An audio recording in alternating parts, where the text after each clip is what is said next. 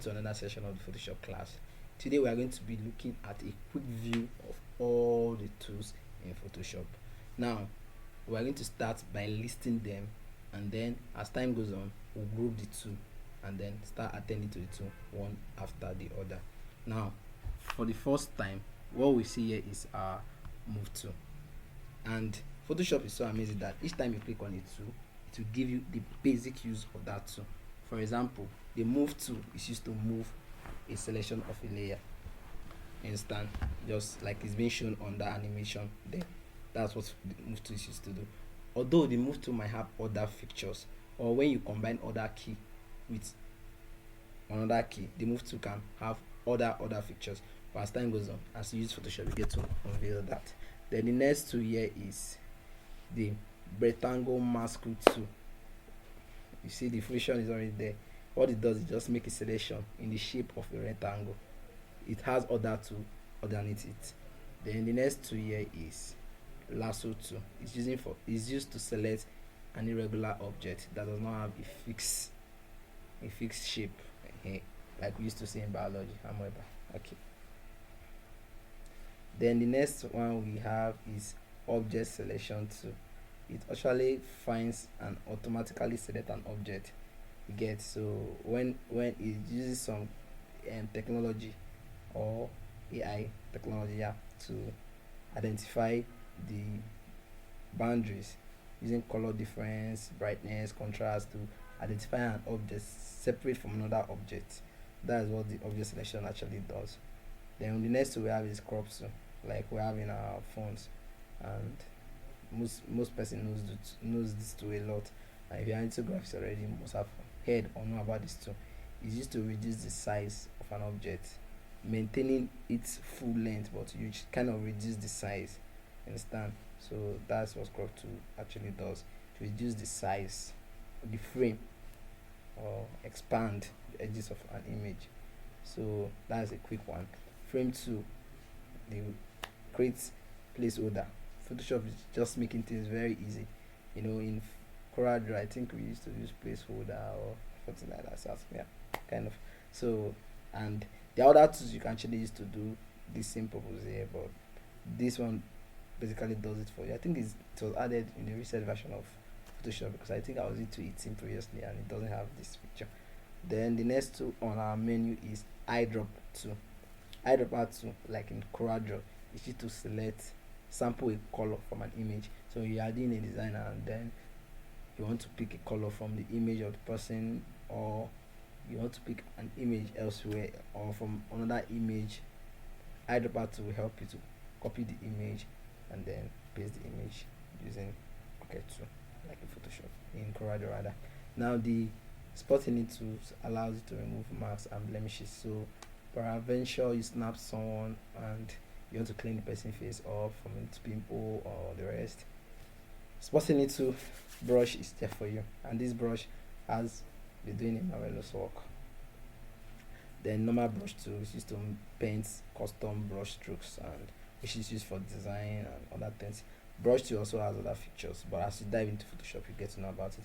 The next on our list is clone stamp tool. The clone stamp tool actually sample an object, a pixel, and paint it on another part of the image, so it actually replicates a sampled item from the list. Then we have the history brush tool. History brush tool can actually help you to recall what was removed from an image. So they're restoring a part of an image to an earlier state. Then we have the eraser tool. Eraser tool is more like the word says, erase. It helps to change pixels to the background color or make them transparent. So actually clean up some things here. So if you actually made a mistake while doing work or something and you quickly use, don't know advisable, you can always use your eraser tool. The next one is the gradient tool. The gradient tool actually create a gradient blending between two colors. Gradient tool is very amazing. Like, I enjoy gradient tool a lot. Shine Photoshop, gradient tool is so amazing. It can help you to make customized background that looks very beautiful. So pay attention to that too. Then we have the blur tool. The blur tool actually blurs areas in an image, so it makes it helps to bring out some part of the image and then blur the rest, then give you this nice sharp look. The next tool is the dodge tool. The dodge tool helps to lighten areas in an image. So peradventure you have an image and the image is kind of dark, and you want some areas of that image to come out. Yeah, dodge tool is really and be ready to help you do that. Then my sweet tool, I call this sweet tool because this tool can do wonders. It's called the pen tool. The pen tool makes changes parts or shapes with another point and handles.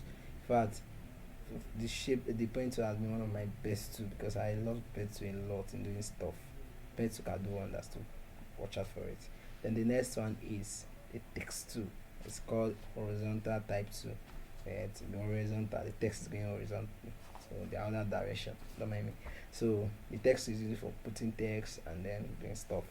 Then the next one is path selection tool. The path selection tool, like you have in CorelDRAW, helps you to combine two shapes together and select a whole part.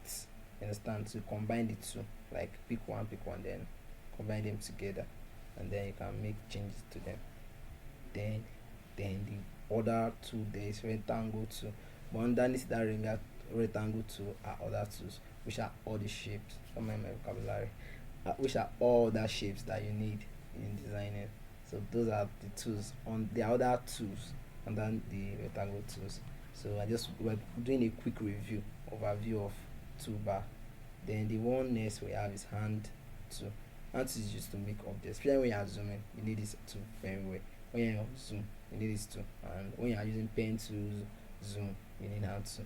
So I'll be able to adjust your portion very well and do stuff. Then the last but not the least is the zoom tool. Zoom tool zooms in and out of an image. Very essential when you want to remove background, or you want to remove an object that is very tiny from the background. You don't want it to be noticed during your design. Then the zoom tool is very important. Or you are doing a design that is small, and you want to see your image in a wider sense. The zoom tool is always there to help. Now, before we wrap up this class, I'd like to say something. Underneath each tool, there is a white item there. When you click on it, it reveals subtools, and then from there you can see other tools that are underneath the main tool. The function of most of the subtools are in line with the first two, although as time goes on some are different, but like I said, they are mostly in line with them. Like they have similarity. It's either opposite or similar or close, but most of the tools are work hand in hand. Okay, so let's say for example, when you open eraser to cleanse, remember, like I said earlier, now we have that background erase tool, we have magic erase tool. That being said, other brush tool too, we have pencil tool, we have color replacement tool, we have mixer blush tool. So they are always performing the same, almost similar function. So that's just basically it. So that will be all for tool for now, and then on the next time we'll be looking at mostly layers. Thank you. I hope you are learning a lot from this class. I've tried as much as I can to make this class entertaining and engaging for everyone. So I just want you guys to do me one favor. Please like, subscribe, comment, and share this video. Thanks a lot. And remember, be creative.